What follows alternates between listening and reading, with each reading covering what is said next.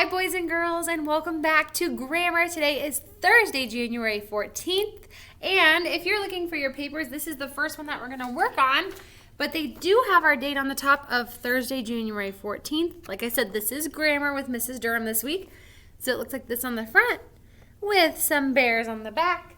And then we also have the second paper today that says Thursday, January 14th, and it's about verbs, and it has some snowman on the back. So earlier this week on Tuesday, we talked about verbs, and we talked about verbs that are happening right now, which we call present tense verbs, which means things that are happening in the present, which present can also be now, whichever way you want to say it. We talked about verbs that end in ing, like how I am talking right now. We also talked a little bit about how verbs can have an S on the end of them if we are talking about only one thing, but that if it's more than one thing, we don't put an S on it. We're going to talk about it more today, but instead of me just talking about it, these papers are really good to work through it, and I think that when you work through it, you memorize it a little bit better. So we're going to go ahead and jump right in with talking about this S at the end of our verbs, and we're going to see how and when we need to put an S on the end of a verb. So this is going to help us. Like I told you on Tuesday, we'd talk more about it today. So let's see.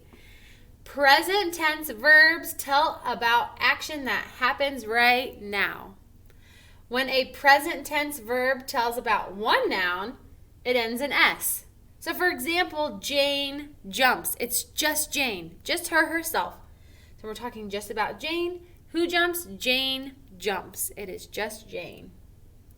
When a present tense verb tells about more than one noun, or if it has the words I or you, and that's who we're talking about, we do not put an S. So take a look at this example. Jane and Anne jump. Are we just talking about one person? We're talking about two people, Jane and Anne, both of them. So we say Jane and Anne jump. We don't say Jane and Anne jumps. We say Jane and Anne jump. Here's another example. I jump. So there's the word I. I jump. When you talk just about yourself or you use the word you do not put an S on your verb. So we're going to read these sentences. We're going to circle whether we should use an S or no S, and we're going to see which one fits the best and sounds correct.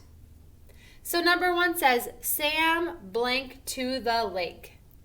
Sam hike to the lake, or Sam hikes to the lake? Who are we talking about? Are we just talking about one person? Yeah, we're just talking about Sam, just one person. So when we're talking about one person, we're going to choose the one that has the S on the end. And because it does sound correct, hikes. Sam hikes to the lake. Sam hikes to the lake. Because we're just talking about one person.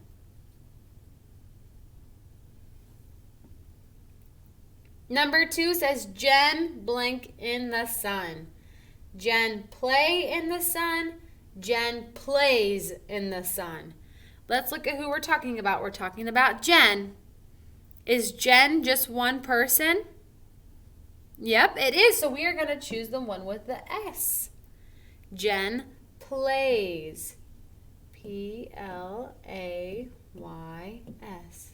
Jen plays in the sun. Now, number 3, let's take a close look. Ken and Sal blank a kite. Now we're talking about Ken and Sal. That is more than one person.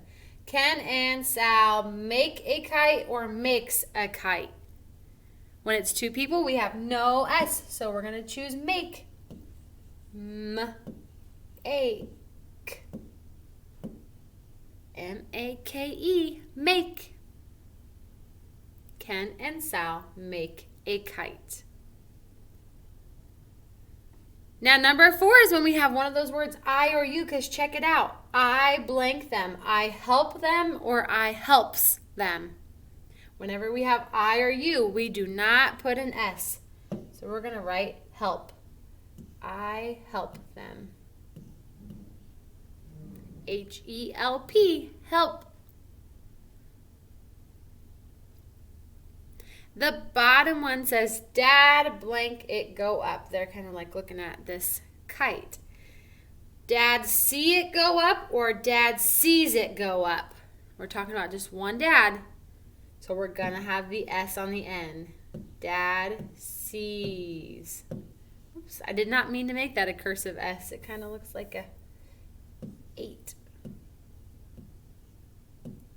Dad sees it go up. S-E-E-S. So that is how we decide when to use the S and when not to use the S. Because if it tells about just one thing, we use the S. But if it tells about more than one thing or talks about I or you, then we do not have an S. Go ahead and pause me now if you need to finish this. But when you're ready, you can turn it to the back side with the bears.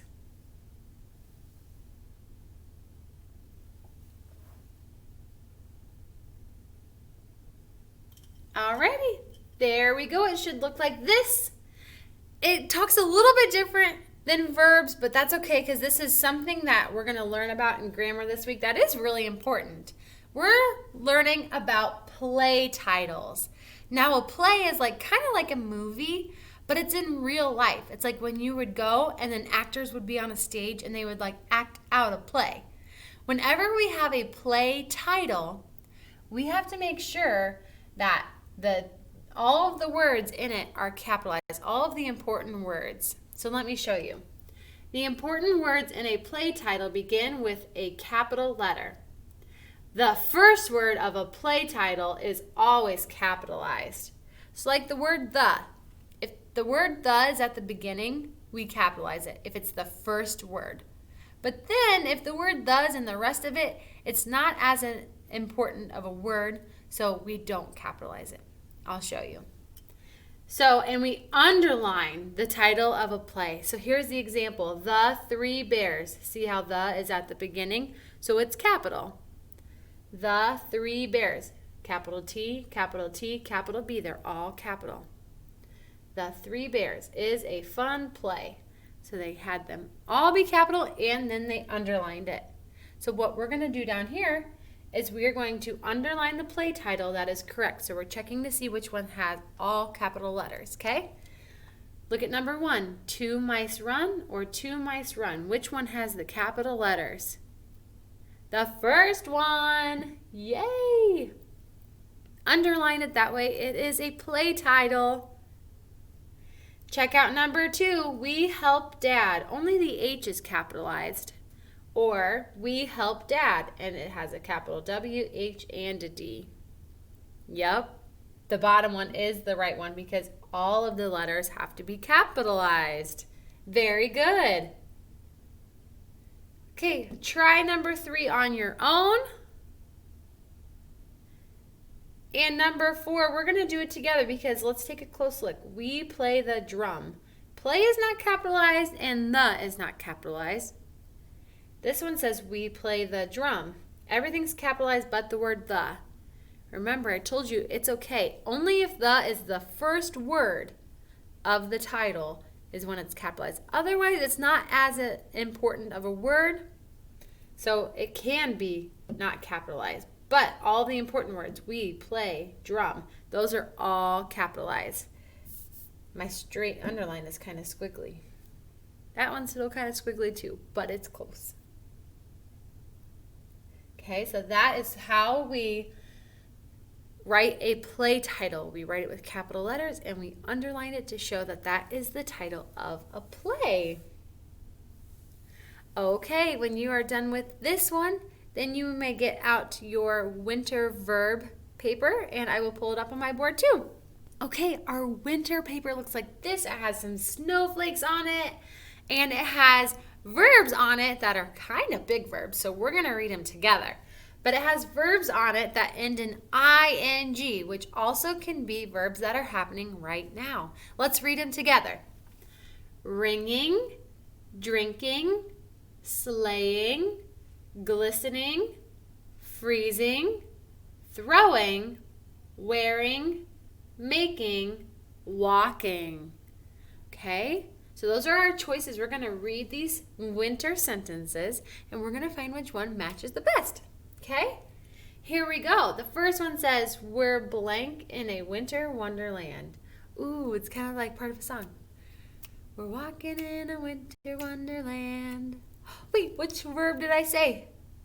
Walking. Yeah, we're walking. Here it is right here. Walking. W-A-L-K-I-N-G.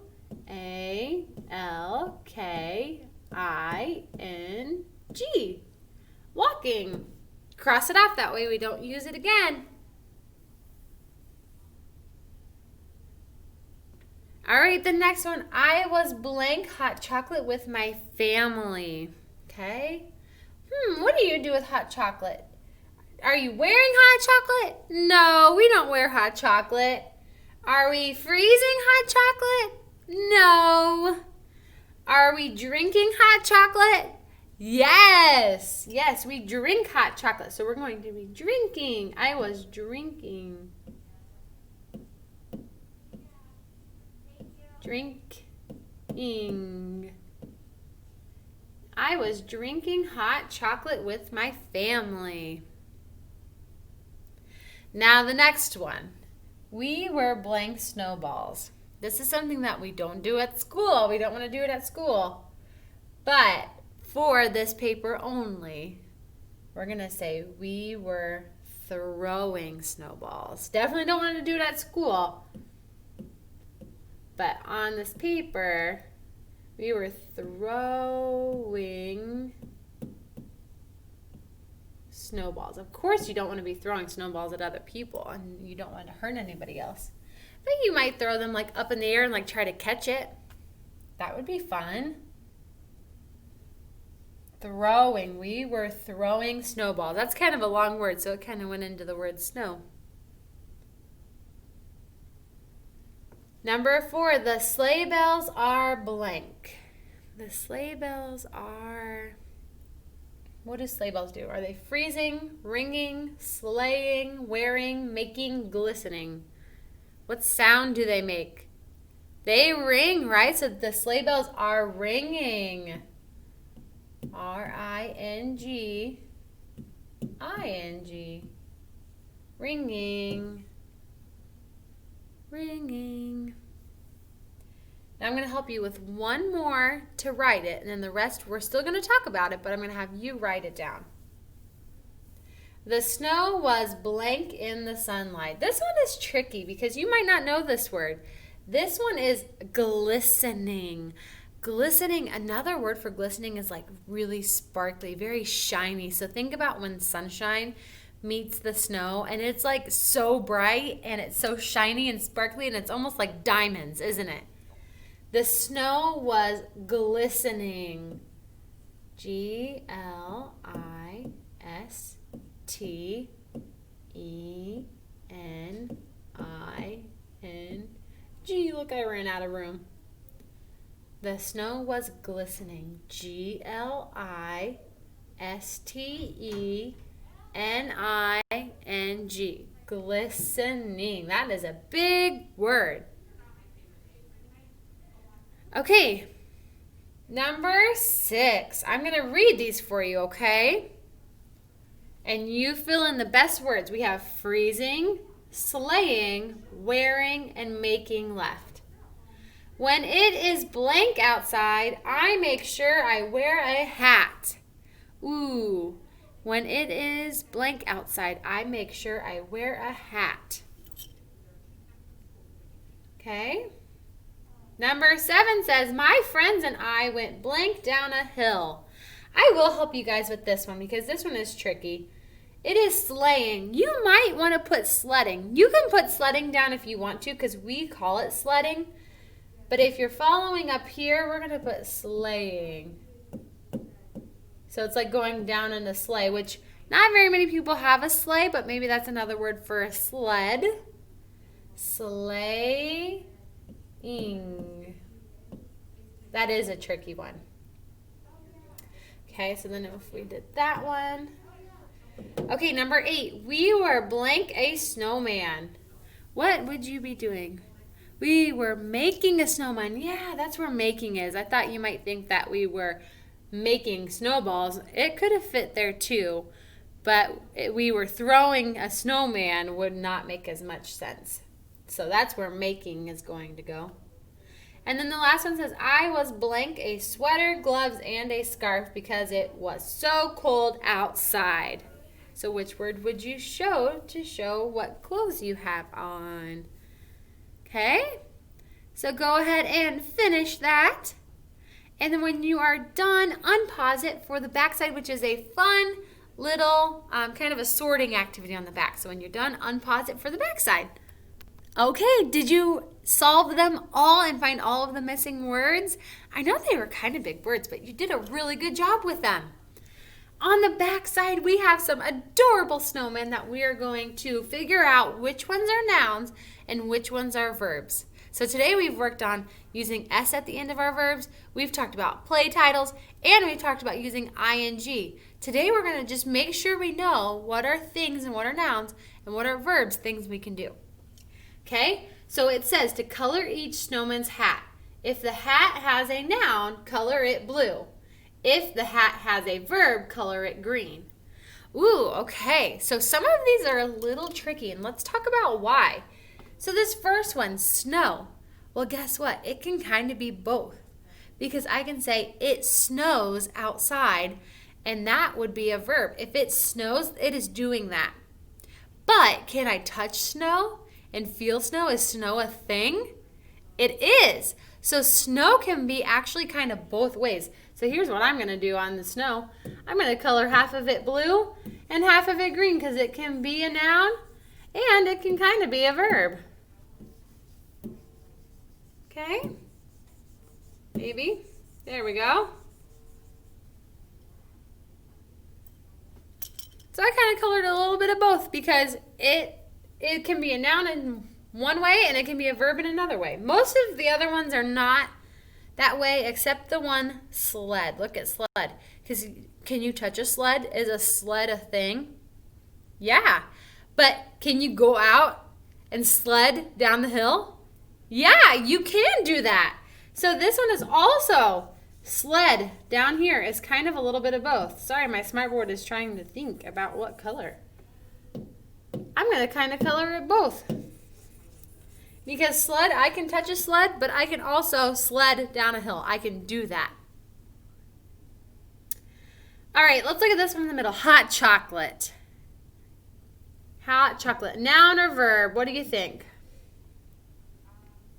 It is a noun. Hot chocolate is a thing. So this snowman would be blue.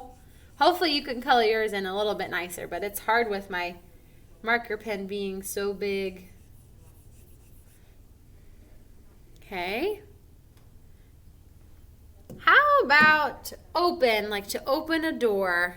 Can I touch and open? Is it open a noun or is it something I can do? It's something I can do. I can open a door. So this is going to be green because it is a verb. Open is a verb. Okay? All right, I'm going to leave the rest up to you because I think you can do an amazing job with the rest of this paper. And that is all I have for grammar today. Thank you so much for working with present nouns with me. I think you guys are doing an awesome job at them.